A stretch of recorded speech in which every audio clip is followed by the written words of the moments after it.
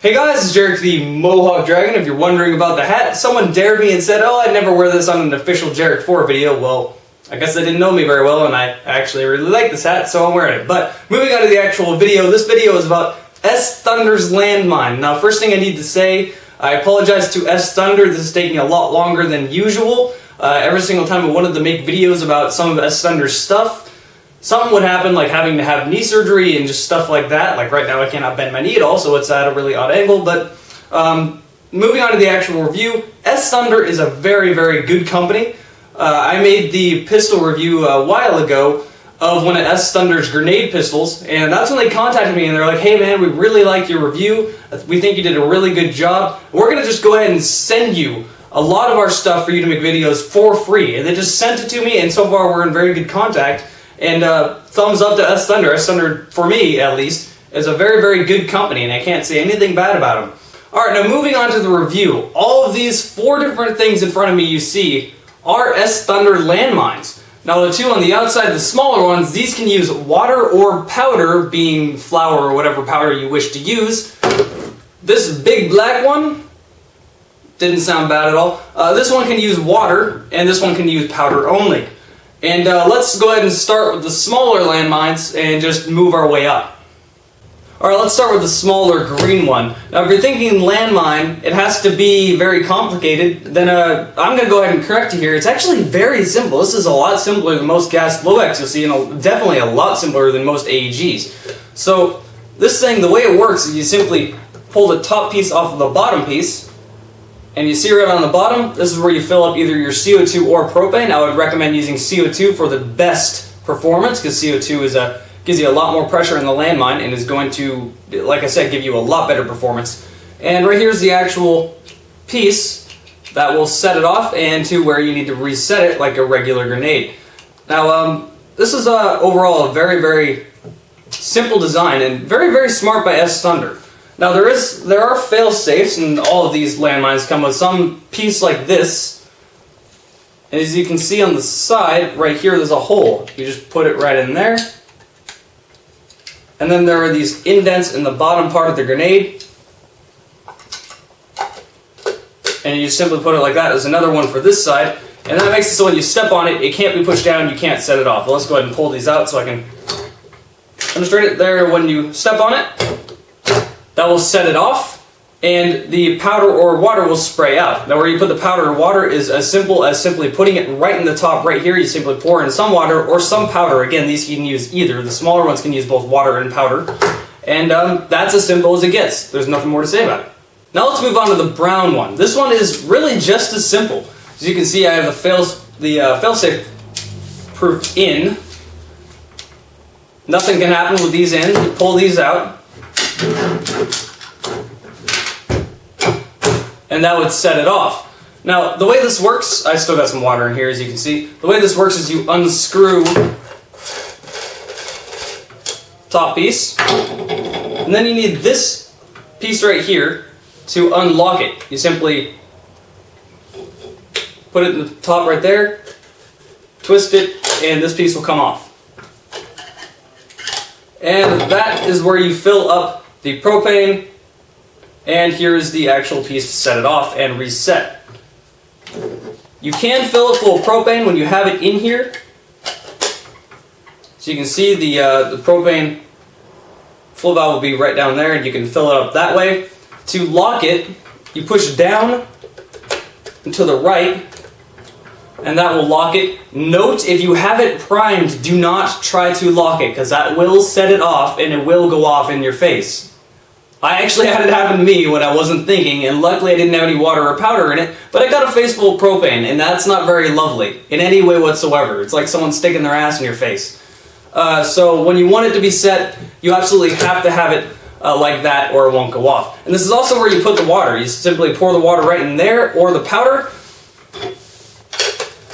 Screw that on after it's been gassed up without trying to cross-thread anything. And there you go. Now when someone steps on it, it'll go off. Now let's move to the big landmines. So these are a little bit different, and actually they're simpler than the smaller ones, surprisingly. So the fail-safe is right here. You simply just pull it out, and that would block this piece, which is the piece that will set it off. This is the powder landmine. This uses powder only. You can't use water in here. The way this works is you unscrew the top.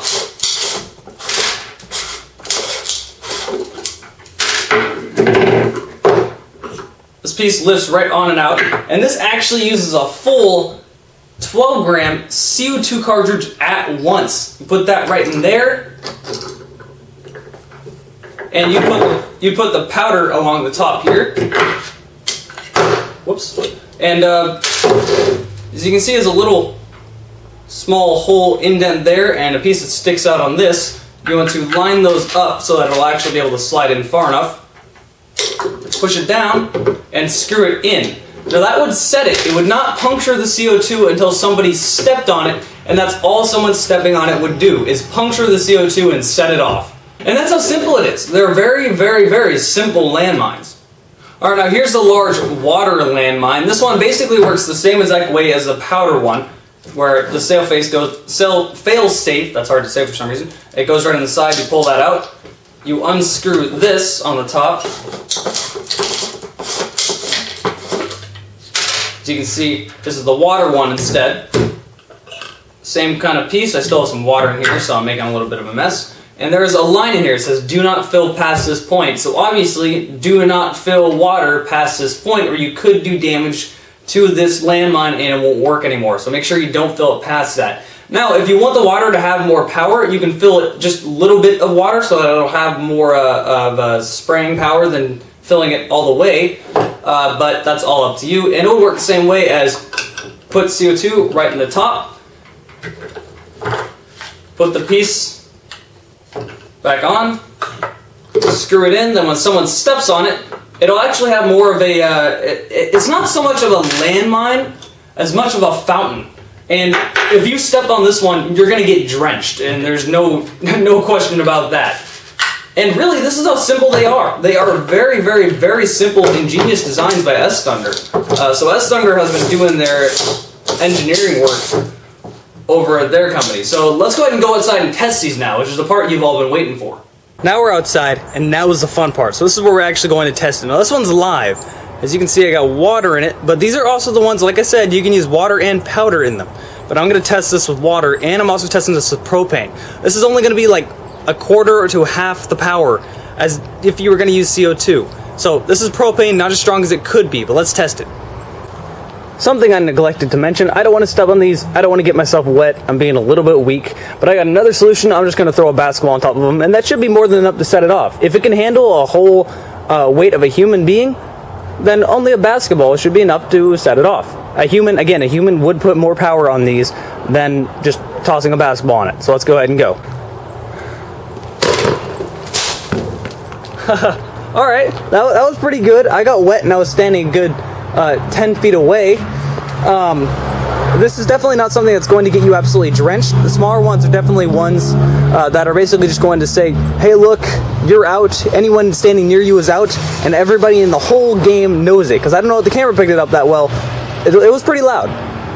Next up, the next small one. This one's a little more cylindrical, but let's go ahead and try it.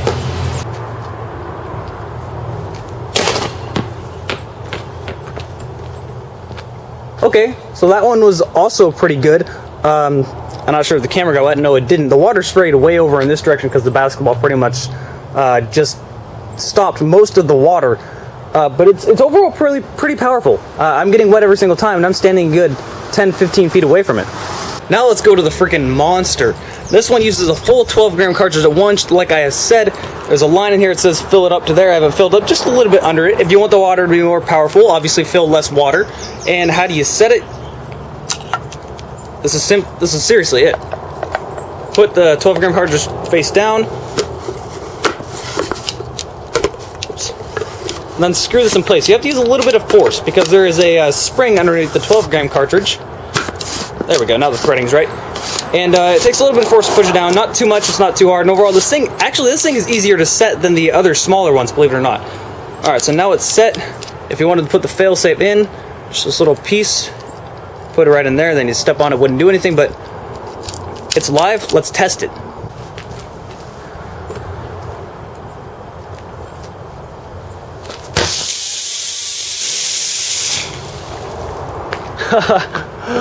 Okay, so it gave me a little bit more of a fountain effect than an explosion like I was expecting.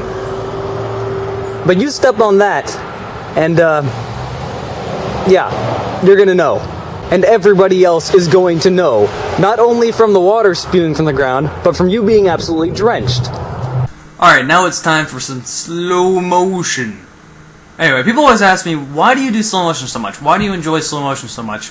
And the reason I use slow motion so much in my videos is because the human eye only sees about 30 frames per second, whereas slow motion can go a lot higher than that, obviously. This particular clip is going at about 400 frames per second, which is much more than the normal human eye can see. Now, if you slow it down even more, like in some of my clips I've gone all the way up to 1,000 frames per second, you can see a lot more there than you could possibly see just with the naked human eye. And as you can see here, oh, and people are also probably going to be asking, why are you throwing the basketball at that landmine? It's because I wanted to be farther away, and it was an easier, it's an easier way to set it off by throwing it at it instead of just guessing and tossing it into the air, hoping that it would land on the landmine.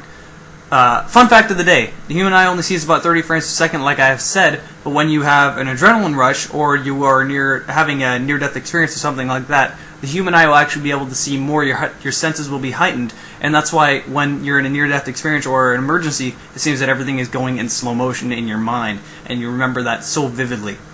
Alright, so there's some slow motion, again, 400 frames per second, pretty cool stuff. Alright, so I'm using my other camera for this. Sorry about that, quality lowered a little bit. Something I forgot to mention about this, which is kind of cool, when you unscrew it,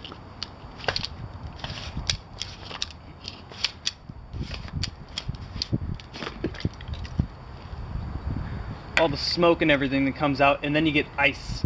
This is how cold it is. This is the result. And it like sticks to you. This is the result of all of that coming out at once, the ice. And just give it a little bit of time. You can use it again while it's frozen, but it's not recommended. But give it time and it will unfreeze. And as you can see, very small puncture, but it did puncture. There you go, how much ice is in here. That's a lot. Alright, so now we're back inside for the conclusion of this video. You've seen all of their landmines. They're very, very simple. They're ingenious to use. They work flawlessly. I didn't have one problem setting any of these off. They can be set off pretty easy, which I think I forgot to mention that outside. Just a little bit of a little bit of pressure on the actual landmine. Any little bit will set it off. Now, it's not so sensitive that it'll go off while you're holding it. Obviously, be careful, but it's just sensitive enough. That's what I should say. These require a little bit more force, but someone stepping on it is more than enough to set it off. I'm talking about the two large ones, obviously. So they've been doing good work with that. I'm surprised that they were able to make large ones that work off 12 gram CO2 cartridges so that someone steps on it and it actually managed to puncture the CO2. I was kind of surprised to see that, but all these worked flawlessly for me. They didn't require much pressure to use.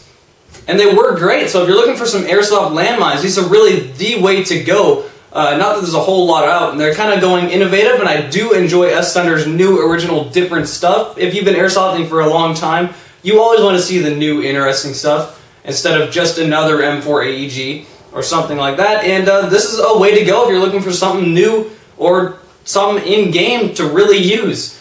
So, that's been the end of this review, and I'll see all you guys next video.